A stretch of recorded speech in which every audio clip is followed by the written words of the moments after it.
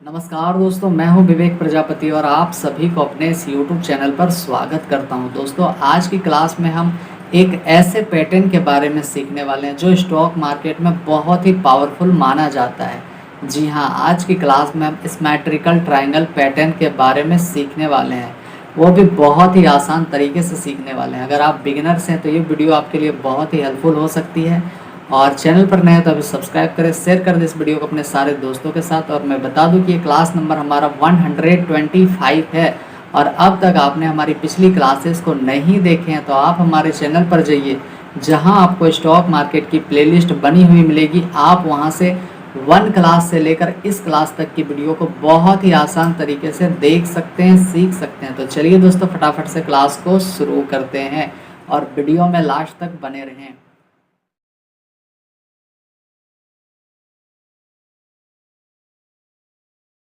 तो चलिए दोस्तों, क्लास को बहुत ही आसान तरीके से आज भी हम सीखेंगे। तो आज का जो टॉपिक है सिमेट्रिकल ट्रायंगल पैटर्न। इससे पहले हमने 2 चार्ट पैटर्न और भी पढ़े थे। पहला जो चार्ट पैटर्न था वो था असेंडिंग ट्रायंगल ब्रेकआउट। दूसरा जो चार्ट पैटर्न हमने पढ़ा था उसका नाम था डिसेंडिंग ट्रायंगल ब्रेकडाउन। और तीसरा आज हम पढ़ने जा रहे हैं सिमेट्रिकल ट्रायंगल पैटर्न। ठीक है, तो मैं बता दूं कि इन तीनों के भी 3 और भी बच्चे हैं। ठीक है, अब बच्चे मैं क्यों कह रहा हूं कि पहला जो कैंडल स्टिक हमने पढ़ा था असेंडिंग ट्रायंगल ब्रेकआउट, उसके भी 3 टॉपिक और हैं और डिसेंडिंग के भी 3 टॉपिक और हैं। और तीसरा जो आज हम पढ़ने वाले हैं यानी कि सिमेट्रिकल ट्रायंगल पैटर्न, इसके भी 3 और टॉपिक हैं। तो मैं ज़्यादा खिचड़ी नहीं बनाना चाहता हूँ ताकि आपको कन्फ्यूज़न हो। ठीक है, इसलिए मैं उनको इस क्लास में अटैच नहीं किया हूँ, ऐड नहीं किया हूँ। ठीक है, अगर आप बोलेंगे कमेंट करके तो मैं उनकी भी वीडियो बना के डाल दूँगा। ठीक है, लेकिन मैं बस आपको मोटा मोटा बात में समझाना चाहता हूँ कि 3 तरह से आप समझ लो तो सब कुछ समझ में आ ही जाएगा। लेकिन अगर सबको पढ़ाया जाए तो फिर खिचड़ी हो जाएगा, फिर आपको समझ से बाहर हो जाएगा। इसलिए आप मोटा मोटा बात में समझ के रखो कि एक होता है असेंडिंग, दूसरा होता है डिसेंडिंग और तीसरा है एसिमेट्रिकल। वैसे मैं तीनों के जो 3 और भी टॉपिक है मैं बता देता हूँ वैसे। तो चलिए, मैं सबसे पहले असेंडिंग ट्रायंगल ब्रेकआउट के 3 पैटर्न और कौन कौन से वो आप लिख लो। ठीक है, मैं बता देता हूँ। तो इसमें पहला नंबर का जो पैटर्न है तो वह है बुलिश ट्रायंगल। दूसरा नंबर का जो पैटर्न है बुलिश कंटिन्यूएशन ट्रायंगल है। और तीसरा नंबर का जो पैटर्न है अपर ब्रेकआउट ट्रायंगल होता है। ये किस में आते हैं? तो यह तीनों आपको असेंडिंग ट्रायंगल ब्रेकआउट पैटर्न में आते हैं। दूसरा हमने पढ़ा था डिसेंडिंग ट्रायंगल ब्रेकडाउन, तो इसके भी 3 पैटर्न और होते हैं। तो पहला नंबर का जो पैटर्न है तो इसमें होते हैं बेरिस ट्रायंगल, दूसरा होता है बेरिस कंटिन्यूएशन ट्रायंगल पैटर्न होता है और इसमें तीसरा होता है लोअर ब्रेकडाउन ट्रायंगल। ठीक है, अब बात करते हैं सिमेट्रिकल ट्रायंगल पैटर्न की। तो इसमें भी आपको 3 पैटर्न देखने को मिलेंगे। नंबर 1 होता है कॉइल पैटर्न, दूसरा क्या होता है प्राइस स्क्यूज पैटर्न। ठीक है, और तीसरा जो होता है कंपैरिजन ट्रायंगल होता है। तो मैं इनको अभी वीडियो में शामिल नहीं कर रहा हूँ, अगर आप कमेंट करके कहेंगे तो मैं इनको भी लेकर आऊँगा। ठीक है, तो चलिए क्लास को शुरू करते हैं। आज की जो टॉपिक है बहुत ही पावरफुल माना जाता है क्योंकि आज हम पढ़ने वाले हैं सिमेट्रिकल ट्रायंगल पैटर्न। तो सिमेट्रिकल ट्रायंगल पैटर्न क्या होता है? तो सिमेट्रिकल ट्रायंगल एक ऐसा चार्ट पैटर्न होता है जो तब बनता है जब मार्केट में बायर्स और सेलर्स के बीच कंफ्यूजन होती है, जो अभी हम आगे चार्ट पर बहुत ही आसान तरीके से देखने वाले हैं। इसमें 2 ट्रेंड्स लाइन होती है, एक अपर और एक लोअर, जो एक दूसरे को कन्वर्ज करती है। ठीक है, चलिए आगे देखते हैं। हम इसके डिटेल की बात करें तो अपर की जो लाइन नीचे आती है डिसेंडिंग ट्रेंड लाइन कहते हैं। ठीक है, नीचे की लाइन ऊपर जाती है जिसको हम कहते हैं असेंडिंग ट्रेंड लाइन। दोनों लाइंस मिलकर एक ट्रायंगल शेप बनाती है।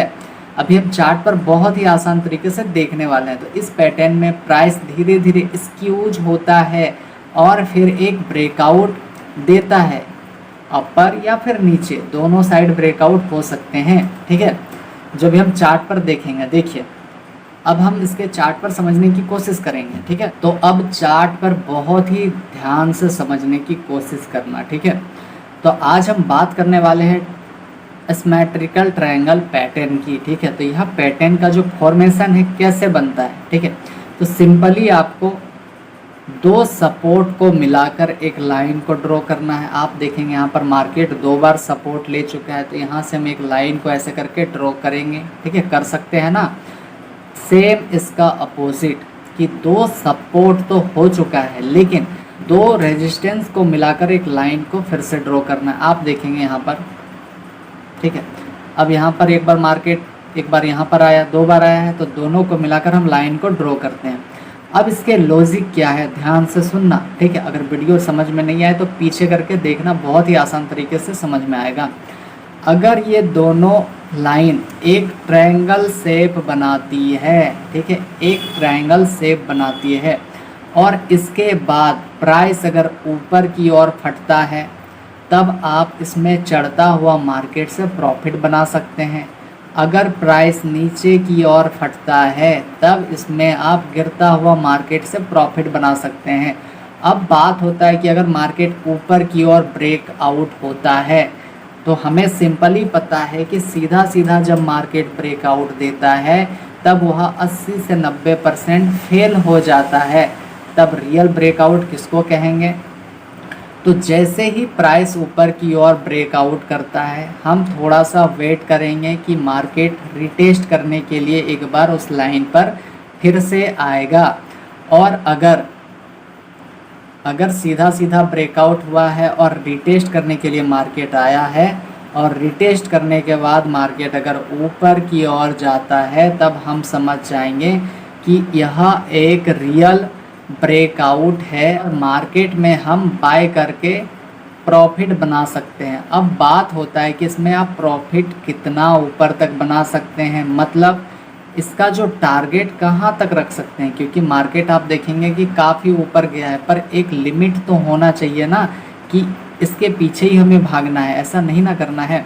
तो हमें सिंपली क्या करना है, तो इस ट्रायंगल के अंदर आप यहाँ से जो लाइन को ड्रॉ करके रखेंगे पहले, तो सिंपली आपको क्या करना है कि यहाँ से, यानी कि मार्केट के बॉटम से लेकर टॉप तक जितनी डिस्टेंस होगी, सिंपल है, मेरी बात ध्यान से सुनना कि मार्केट में थोड़ा सा मैं कलर को चेंज करता हूँ।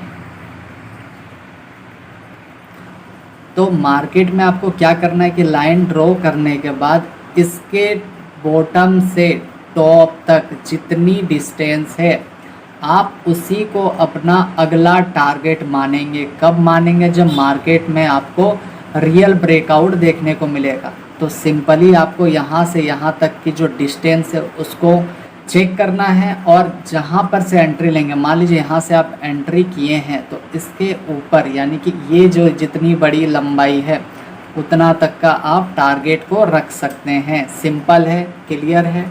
ठीक है, अगर नहीं समझ में आ रहा है तो प्लीज़ वीडियो को पीछे करके देखिए, और चैनल पर नए हैं तो अभी सब्सक्राइब कर लीजिए, क्योंकि इस तरह की कंटेंट आपको बहुत ही कम देखने को मिलेगा।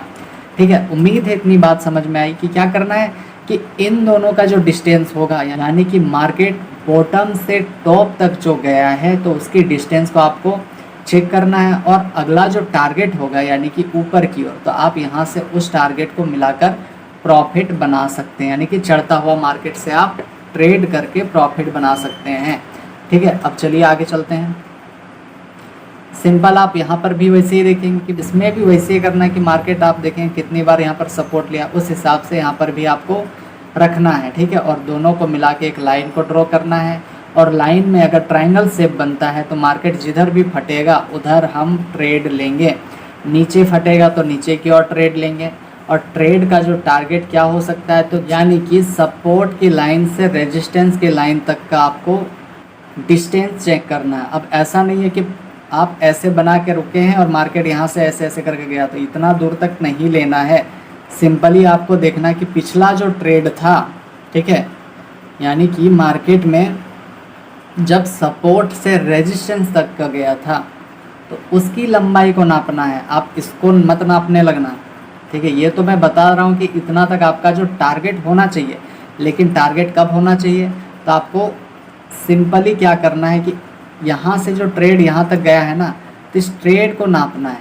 ठीक है, और इसी को इधर लगाएंगे हम आगे तक, और वही हमारा टारगेट होगा। ठीक है, अब समझ में आई। अब देखिए यहाँ पर एक बार और, तो सिंपली वही करना है जो मैंने बताया है।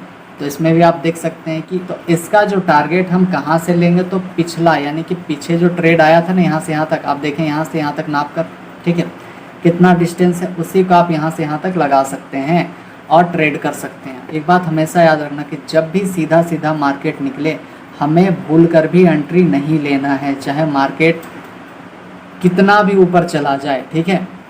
ये बात हमेशा याद रखना है। अगर नहीं याद हो रही है तो आप कॉपी पर लिख सकते हैं। आप यहाँ पर जो मैं बता रहा था कि मार्केट एक बार रिटेस्ट करने आता है तो आप देख सकते हैं कि मार्केट यहाँ से यहाँ तक तो ब्रेकआउट दिया है ना। उसके बाद अगर कोई भाई बहन जो थे यहाँ से एंट्री लिए होंगे ऊपर, फिर क्या होगा, अगले ही पल उनका स्टॉप लॉस हिट। अब कैसे, आप देखोगे कि मार्केट एक बार रिटेस्ट करने के लिए नीचे आया, फिर ऊपर गया, फिर नीचे आया, ठीक है। तो यही बात है कि मार्केट में सीधा सीधा ब्रेकआउट को फेल माना जाता है और रिटेस्ट करके मार्केट अगर ऊपर जाता है तो उसको रियल ब्रेकआउट या फिर ब्रेकडाउन माना जाता है। तो ये सब छोटी छोटी बातें आप कॉपी पर नोट डाउन कर लो, ठीक है। चलिए अब आगे देखते हैं। अब पैटर्न की पहचान कैसे करें, तो पैटर्न को चार्ट पर पहचानने के लिए 4 बातें ज़रूरी है, ठीक है। आप अभी फटाफट से कॉपी पेन लेकर बैठ जाओ और लिख लो। लोअर हाइस और लोअर लोज बन रहे हो, ठीक है, दोनों ट्रेंड्स लाइन एक दूसरे की तरफ झुकी हो, जो अभी आपने देखा ऐसे करके, है ना। वॉल्यूम में धीरे धीरे कमी हो रही हो। अब आप वॉल्यूम की बात करें तो वॉल्यूम देखेंगे आप यहाँ पहुँच गया, फिर यहाँ, फिर यहाँ, ऐसे करके छोटा होता गया ना।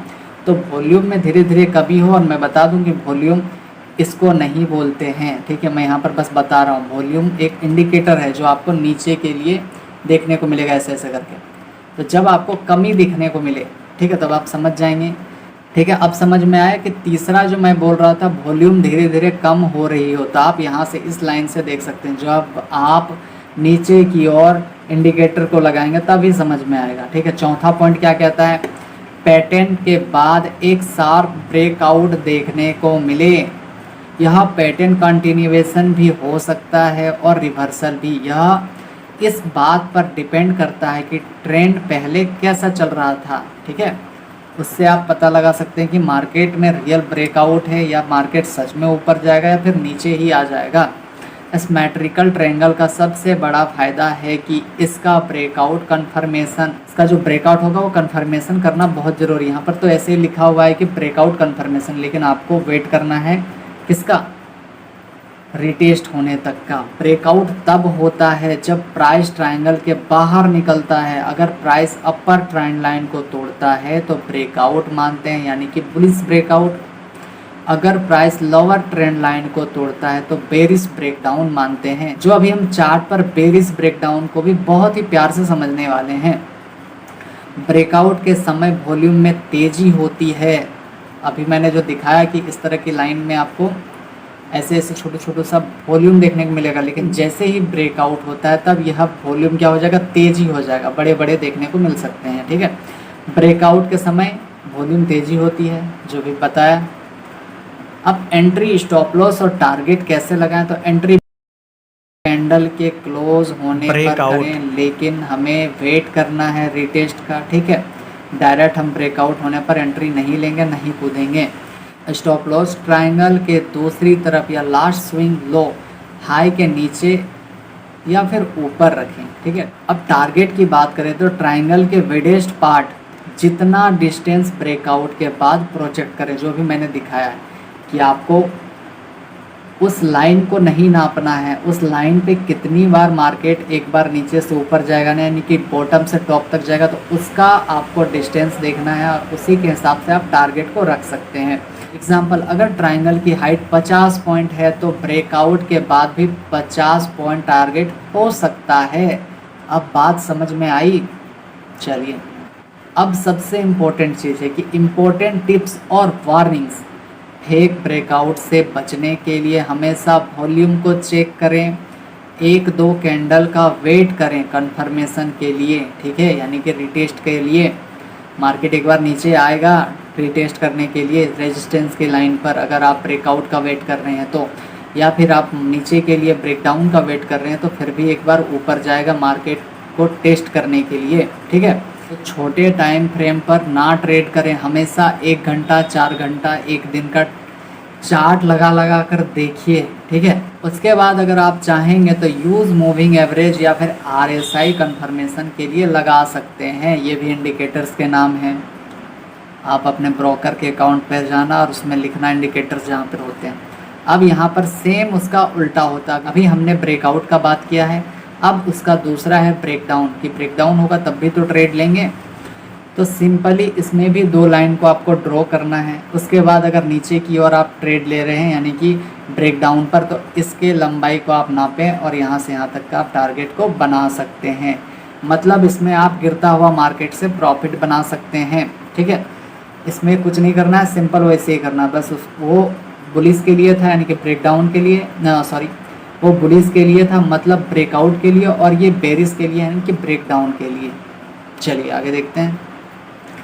अब आप फिर से यहाँ पर देखेंगे, सिंपली आपको 2 लाइन ड्रॉ करके रखना है। अगर ट्रायंगल शेप बनता है, अगर ऊपर की ओर फटता है मार्केट तो ऊपर जाने की संभावना है, और नीचे की ओर फटता है तो नीचे आने की संभावना है, ठीक है।